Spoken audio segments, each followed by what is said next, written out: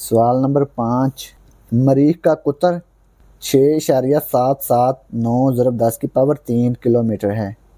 ये scientific notation लिखी हुई है। मरीख का कुतर दिया हुआ है किलोमीटर में।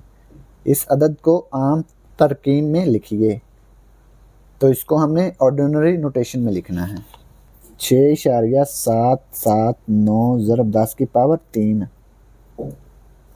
6.779 ज़रब 10 की पावर 3।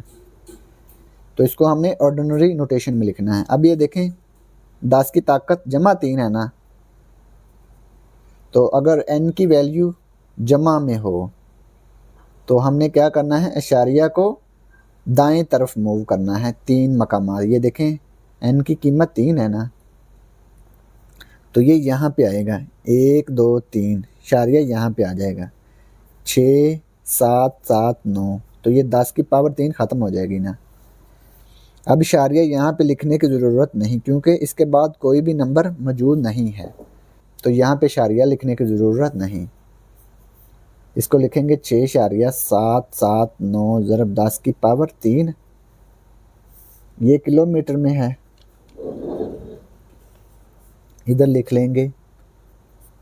इशारिया यहाँ पे मुंतकिल हो गया 6779 किलोमीटर, ठीक है।